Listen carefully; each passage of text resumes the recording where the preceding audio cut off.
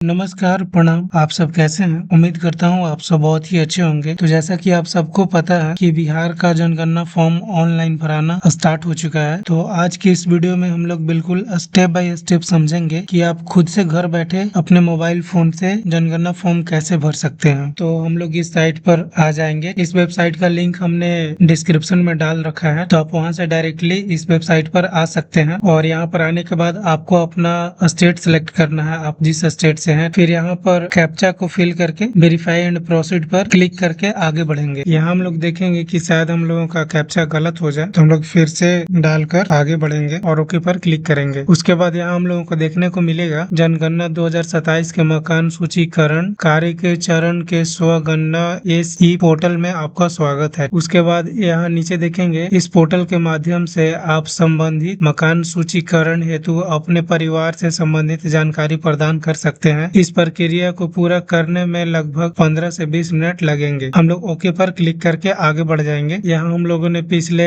Step में अपना state Bihar select किया था। फिर यहाँ पर name of the head of the house holder, मतलब आपके घर में जो भी सबसे हेड है, यहाँ पर उनका नाम डालेंगे। और आप यहाँ जो भी अपना मोबाइल नंबर देना चाहते हैं, अपना मोबाइल नंबर डालेंगे यहाँ पर। और यहाँ पर ईमेल आईडी भी डालना है। हालांकि ये तो ऑप्शनल है, ये आपकी मर्जी, आप डाल भी सकते हैं, नहीं भी डाल सकते हैं। तो यहाँ पर अपने घर का किसी बड़े का नाम डालेंगे और यहाँ मोबाइल नंबर डालकर फिर वेरीफाई एंड प्रोसीड पर क्लिक करेंगे। वेरीफाई करने के बाद यहाँ हमारे मोबाइल नंबर पर एक ओटीपी भेजा जाएगा। उस ओटीपी को हम लोग यहाँ पर डालकर अपना लैंग्वेज सिलेक्ट करेंगे, जिस भी लैंग्वेज में हम लोग अपना जनगणना करना चाहते हैं। उसके बाद वेरीफाई ओटीपी पर क्लिक करेंगे। यहाँ पर हमारे सामने 6 चरण आएंगे। इन 6 चरणों में हम लोगों को सारे सवालों के जवाब देकर और फिर आगे बढ़ेंगे। तो यहाँ हम लोग अपना जिला सिलेक्ट कर लेंगे, जिस भी जिले से हम लोग आते हैं। यहाँ हम लोग अपना पिन कोड सिलेक्ट कर लेंगे और यहाँ अपने गांव के नजदीकी जो एरिया है, जो कि सबसे ज्यादा फेमस है, यहाँ पर उसका नाम लिखेंगे। और फिर यहाँ खोज पर हम लोग क्लिक करेंगे। यहाँ हम लोग ऐसा नहीं है कि कुछ भी डाल देंगे। फिर यहाँ नीचे आने पर use control plus scroll to zoom हम लोग जूम करेंगे। तो यहाँ आपको देखने को मिल रहा है कि ये जो प्लस का आइकन जहाँ पे खत्म हो रहा है, यहाँ से आप लोग अपने एरिया को सिलेक्ट कर सकते हैं, जहाँ भी आपका घर है। तो यहाँ पर हम लोग प्रॉपर तरीके से बिल्कुल दर्शाएंगे कि हमारा घर कहाँ है, किस जगह पे है। इस तरीके से हम लोग दर्शाएंगे। और यहाँ पर फिर अपने घर को सिलेक्ट करने के बाद यहाँ स्थान की पुष्टि करने पर क्लिक करेंगे। फिर यहाँ सहेजे और आगे बढ़े पर क्लिक करेंगे। फिर यहाँ हम लोग हाँ के ऑप्शन पर क्लिक कर देंगे। हम लोगों ने दूसरा चरण कंप्लीट कर लिया है। अब यहाँ पर बताना है कि आपके घर का जो फर्श है वो किस चीज से बना हुआ है। जैसे कि बहुत सारे लोगों का मिट्टी का रहता है, बहुत सारे लोगों का लकड़ी बांस का रहता है, और बहुत सारे लोगों का पक्की ईंट का होता है, बहुत सारे लोगों का पत्थर का होता है, सीमेंट का होता है, फिर टाइल्स का होता है। तो आपका फर्श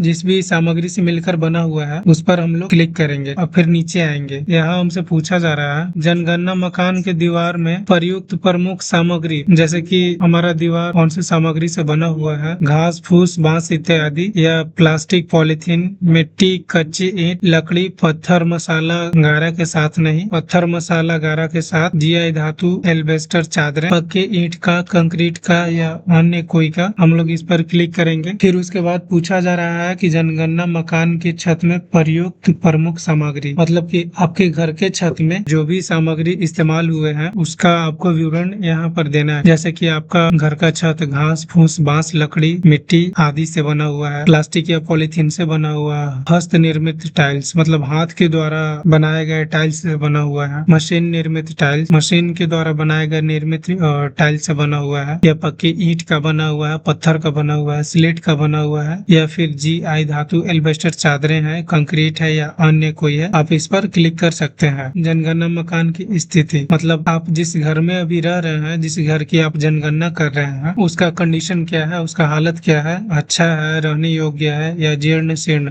मतलब कि बहुत ही टूटा फूटा हुआ है। तो हम लोग इसको डालकर और फिर से सहेजे और आगे बढ़े पर क्लिक कर देंगे। उसके बाद पूछा जाएगा क्या आप सुनिश्चित हैं कि आप जारी रखना चाहते हैं, तो हाँ पर क्लिक कर देंगे। उसके बाद यहाँ परिवार से संबंधित जानकारी हम लोगों से पूछी जाएगी। इसमें पूछा जा रहा है कि इस परिवार में सामान्यतः रहने वाले व्यक्तियों की कुल संख्या कितनी है, मतलब आपके परिवार में कुल कितने लोग रहते हैं। उसके बाद परिवार के मुखिया का नाम आपको यहाँ देखने को मिलेगा। फिर फिर परिवार के मुखिया का नाम चुनी भाषा में, मतलब आपको यहाँ हिंदी में लिखना है यहाँ से कीबोर्ड लेकर। और उसके बाद परिवार के मुखिया का लिंग क्या है आपको यहाँ पर सिलेक्ट कर देना है। फिर यहाँ आपसे आपका जाति पूछा जाएगा कि आप अनुसूचित जाति में है या अनुसूचित जनजाति में है या अन्य में है, आपको यहाँ पर टिक करना है। फिर यहाँ पर हमसे पूछा जा रहा है कि इस मकान के स्वामित्व की स्थिति, मतलब कि आप जिस मकान में अभी रह रहे हैं, जिस मकान का आप जनगणना कर रहे हैं, वो मकान आपका अपना खुद का है और दूसरा किराए का है, परंतु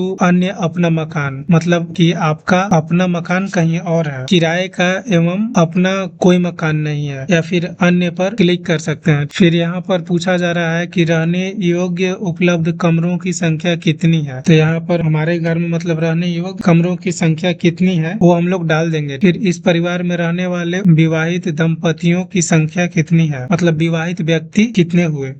तो आपके घर में लगभग ऐसे बेसिकली तो माता पिता एक हो गए विवाहित, और दूसरा यदि आपके घर में कोई भाई या कोई बहन हुए विवाहित तो आप उनका मिला के डाल सकते हैं। जैसे कि आपके 2 भाई विवाहित हुए, ठीक है, एक आपके माता पिता को लेकर यहाँ पर 3 हो गए। और यदि आप लोगों का भाई बहन में से किसी का भी शादी नहीं हुआ है तो यहाँ पर आपके घर में सिर्फ एक विवाहित हुए। उसके बाद हम लोग सहेजे और आगे बढ़े पर क्लिक करेंगे। फिर उसके बाद पूछा जाएगा कि आप सुनिश्चित करना चाहते हैं, तो हाँ पर क्लिक करेंगे। फिर उसके बाद नीचे आएंगे तो हम लोग पूछा जा रहा है कि परिवार के लिए सुविधा की उपलब्धता, मतलब कि पेयजल का मुख्य स्रोत, मतलब आप लोग जो अपने घर में पानी पीते हैं वो आपको घर में कैसे उपलब्ध होते हैं। जैसे कि नल का पानी उपचारित स्रोत से आता है, कहने का मतलब है कि सरकार के द्वारा हर गांव में हर घर में जो नल जल का सुविधा दिया गया है, क्या आप उससे पानी पीते हैं। दूसरा है नल का पानी अनउपचारित स्रोत से आता है, मतलब कि और दूसरे तरीकों से आता है, सरकार के दिए हुए नल जल के थ्रू नहीं आता है। फिर तीसरा है कुआं से। चौथा है हैंडपंप से, जिसको कि हम लोग आम बोलचाल की भाषा में चापाकल भी बोलते हैं। ट्यूबवेल या बोरहोल से होता है, मतलब कि हम लोग अपने भाषा में समरसिबल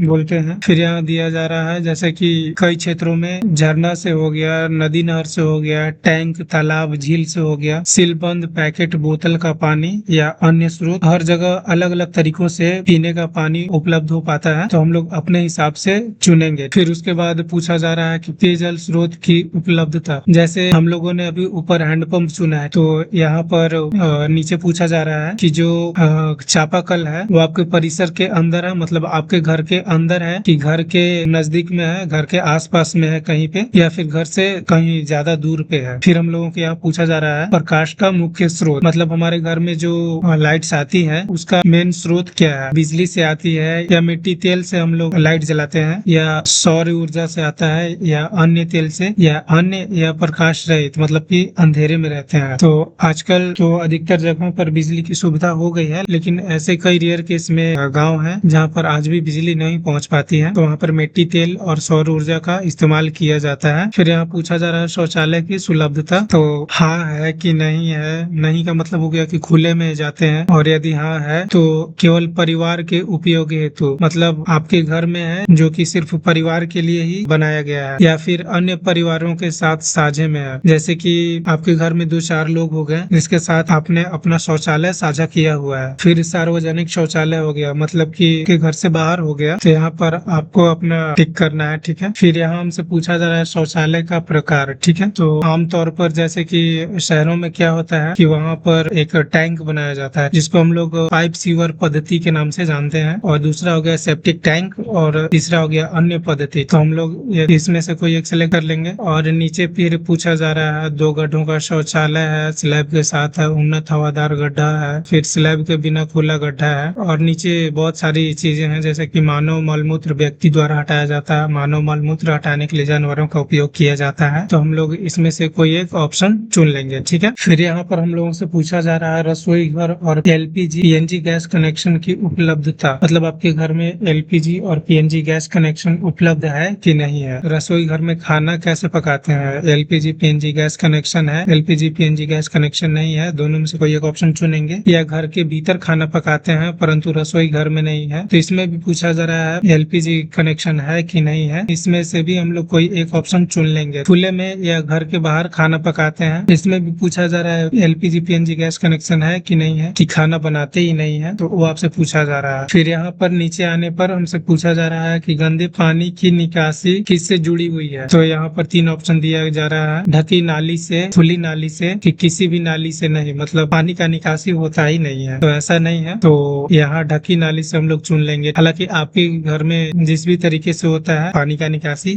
आप लोग वही वाला ऑप्शन चुनेंगे। फिर उसके बाद यहाँ पूछा जा रहा है कि परिसर के अंदर स्नान सुविधा की उपलब्धता तो है कि नहीं है। अगर नहीं है तो नहीं पर क्लिक करेंगे, और अगर है तो स्नान गृह है कि छत के बिना आता है, मतलब एक पैक्ड रूम है कि बिना छत के ही है, मतलब खुले में है। फिर यहाँ पूछा जा रहा है कि खाना पकाने के लिए प्रयुक्त मुख्य ईंधन क्या लगाया जाता है, क्या इस्तेमाल होता है, मतलब कि आपके घर में खाना पकाने के लिए क्या इस्तेमाल किया जाता है। ठीक है, तो जलाऊं लकड़ी, लकड़ी जलाते हैं कि फसल का अवशेष, मतलब कि जैसे धान का जो पुआल हो गया वो इस्तेमाल होता है, या फिर उपला इस्तेमाल होता है। यहाँ जलाऊं लकड़ी मतलब कि लकड़ी जलाते हैं। यहाँ पर फसल का अवशेष मतलब कि आमतौर पर गांव देहात में जो भी फसल होते हैं उससे फसल निकाल लेने के बाद जो उसका सूखा हुआ पार्ट बच जाता है उसको अवशेष के रूप में, ईंधन के रूप में उपयोग करते हैं। क्या करते हैं फिर इसमें है उपला, जिसको आमतौर पर देहात में गोईठा भी बोला जाता है। पक्का कोयला लिग्राइट या कच्चा कोयला, मिट्टी का तेल केरोसिन तेल जिसको हम लोग बोलते हैं, एलपीजी या पीएनजी बिजली से बनाया जाता है, या गोबर बायोगैस से, या सौर ऊर्जा से, या अन्य कोई स्रोत है जिससे आप लोग बनाते हैं। फिर उसके बाद हम लोग सहज हैं और आगे बढ़े पर क्लिक करेंगे, फिर हाँ पर क्लिक करेंगे। फिर उसके बाद 5वां स्टेप में हमसे पूछा जा रहा है परिवार द्वारा धारित परिसंपत्तियां, मतलब कि आपके घर में रेडियो या ट्रांजिस्टर है। जैसे कि आज के जमाना में तो हालांकि रेडियो कोई सुनता नहीं है यदि, लेकिन फिर भी किसी केस में अगर किसी के घर में है तो परंपरागत रेडियो सेट है। और आजकल के जमाने में तो हर कोई अब स्मार्टफोन से हो गए हैं, मोबाइल से हो गए हैं, तो फिर मोबाइल या स्मार्टफोन पर ऑप्शन सिलेक्ट करेंगे या अन्य किसी उपकरण पर, और यदि नहीं है तो नहीं पर सिलेक्ट करेंगे। फिर यहाँ पर टेलीविजन पूछा जा रहा है, मतलब कि टीवी, क्या आपके घर में टीवी है, यदि है तो फिर इसमें से जैसे कि दूरदर्शन मुक्त डिश है, मतलब बिना किसी डिश के है, या फिर अन्य डीटीएच डिश है, केबल कनेक्शन है, या अन्य कोई है, या नहीं है तो फिर नहीं पर आप टिक कर सकते हैं। फिर इंटरनेट की सुविधा आपके घर में है कि नहीं है, यदि है तो इसमें से कोई एक ऑप्शन सिलेक्ट करेंगे। लैपटॉप या कंप्यूटर में है कि मोबाइल या स्मार्टफोन में है, किसी अन्य उपकरण डिवाइस में है कि नहीं है, तो हम लोग किसी एक में सिलेक्ट कर लेंगे। ठीक है, फिर लैपटॉप या कंप्यूटर आपके घर में है कि नहीं है, टेलीफोन और मोबाइल फोन या स्मार्टफोन आपके घर में है कि नहीं है, यदि है तो केवल लैंडलाइन है या केवल मोबाइल है, मतलब कि स्मार्टफोन या अन्य साधारण मोबाइल, या दोनों है कि दोनों में से कोई नहीं है, ये आपको बताना है। फिर उसके बाद पूछा जा रहा है साइकिल और स्कूटर या मोटरसाइकिल या मोपेड आपके घर में है, तो यहाँ पर साइकिल का ऑप्शन है, फिर स्कूटर, मोटरसाइकिल, मोपेड का ऑप्शन है कि दोनों है कि दोनों में से कोई भी नहीं है, ये आपको सिलेक्ट करना है। फिर कार है, जीप है, वैन है, क्या है, यदि है तो हाँ पर टिक करेंगे, और नहीं है तो नहीं पर टिक करेंगे। फिर परिवार द्वारा उपयोग किए जाने वाले मुख्य अनाज, मतलब आपके घर में आप लोग जो भी खाते हैं वो ज्यादातर क्या खाते हैं, चावल खाते हैं, गेहूं खाते हैं, ज्वार, बाजरा, मक्का, कोई अन्य खाने की चीज खाते हैं, वो चीज आपको यहाँ सिलेक्ट करके, और फिर उसके बाद यहाँ पर आपको आपका नंबर देखने को मिल जाएगा। फिर उसके बाद सहजे और आगे बढ़ने पर क्लिक करेंगे और हाँ पर क्लिक करेंगे। उसके बाद छठा स्टेज पे आप लोग देखेंगे कि आप लोग जो भी अपना जानकारी भरे हुए हैं अपना फॉर्म, उसका एक बार पूरा विवरण देखने को आप लोगों को मिल जाएगा कि आपने जो भी अपनी जानकारी भरी हुई है वो सही है कि नहीं है। यदि आपको लगता है कि आपने कुछ भी चीज गलत भर दिया है तो आप यहाँ से बैक जाकर फिर से अपनी उस जानकारी को सही कर सकते हैं। और यदि आपको लगता है कि यार कुछ तो गलत हो गया और अभी आप उस चीज को सुधार नहीं करना चाहते हैं, बाद में करना चाहते हैं, तो इस फॉर्म को सिंपली आप अपने ड्राफ्ट में सेव कर लेंगे और उस चीज को बाद में आप सुधार कर सकते हैं। और फिर यदि आपको लगता है कि नहीं भाई सारा चीज हमने तो सही भरा है, तो फिर उसके बाद पुष्टि करें, सबमिट करें पर क्लिक कर देंगे। उसके बाद हमसे पूछा जा रहा है अंतिम रूप में सबमिट करने के बाद सबमिट किए गए डेटा में कोई बदलाव संभव नहीं होगा, क्या आप आगे बढ़ना चाहते हैं, तो हाँ पर क्लिक करके हम लोग आगे बढ़ जाएंगे। फिर उसके बाद आपको यहाँ बताया जा रहा है कि आप स्वगणना फॉर्म सफलतापूर्वक सबमिट किया गया। फिर यहाँ पर बताया जा रहा है कि आपकी स्वगणना पहचान संख्या SCID है, मतलब है, आपको यहाँ एक नंबर दिया जा रहा है। इसमें आपको बताया जा रहा है कि आपसे अनुरोध है कि अपना मकान सूचीकरण HLO पूरा करने के लिए इस स्वगणना ID SCID को प्रगणक के साथ साझा करें, यदि नहीं तो प्रगणक द्वारा एक नई गणना की आवश्यकता हो सकती है। मतलब कि इसमें बेसिकली ये बताया जा रहा है कि आपको यहाँ जो एक एससी आईडी दिया जा रहा है, आपके घर पर जो भी सरकारी कर्मचारी मैनुअली उस चीज को ऑफलाइन वेरीफाई करने आते हैं आपके घर, तो आपको उनको एससी आईडी प्रोवाइड करवा देनी है। मतलब आपको उनको एससी आईडी दे देना है ताकि वो लोग खुद से चेक कर सकें कि आपने जो भी